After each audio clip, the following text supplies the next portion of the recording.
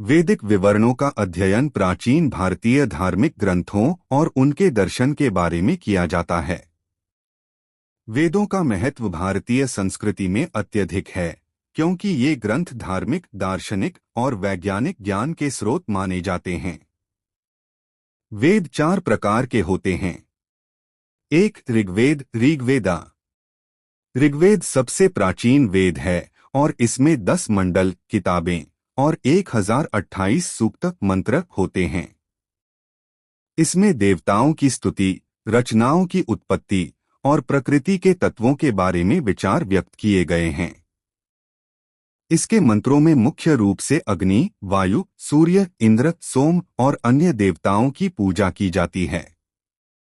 2. सामवेद, समावेदा। सामवेद को संगीत वेद भी कहा जाता है, क्योंकि इसमें मंत्रों को गायन के लिए तैयार किया गया है। यह ऋग्वेद के मंत्रों पर आधारित है, लेकिन इन्हें संगीतबद्ध किया गया है ताकि वे पूजा के समय गाए जा सकें। सामवेद का उद्देश्य आध्यात्मिक उन्नति और ध्यान की अवस्था को उत्तेजित करना है। 3. यजुर्वेद, यजुर्वेदा। यजुर्वेद वेदों में कर्मकांड और यज्ञ विधियों से संबंधित है। इसमें धार्मिक अनुष्ठानों, यज्ञों और संस्कारों के लिए मंत्रों का संग्रह किया गया है। यजुर्वेद में 2 प्रमुख भाग होते हैं, शुक्ल यजुर्वेद और कृष्ण यजुर्वेद। 4. अथर्ववेद, अथर्ववेदा।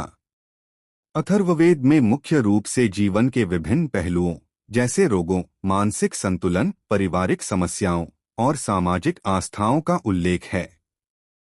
इसमें तंत्र मंत्र, औषधियां और तंत्रों से संबंधित विधियों का भी संग्रह है। अथर्ववेद का अध्ययन जीवन के अधिकतर भौतिक और मानसिक पहलुओं पर केंद्रित है।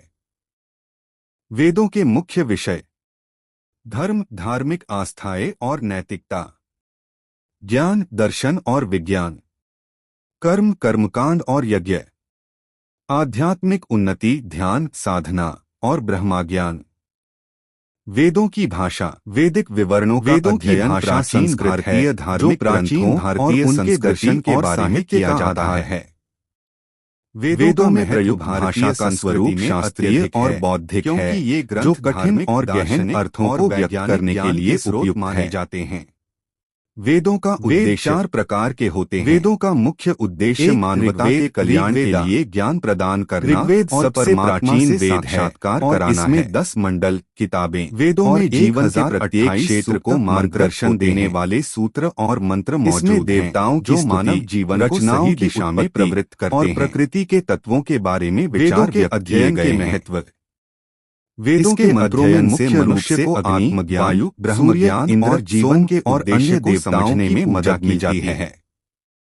वेदों में दिए गए मंत्रों और उपदेशों का अनुसरण करके व्यक्ति अपने आध्यात्मिक यात्रा में सफलता प्राप्त कर सकता है। गायन के लिए तैयार किया गया है। यह ऋग्वेद के मंत्रों पर आधारित है, लेकिन इन्हें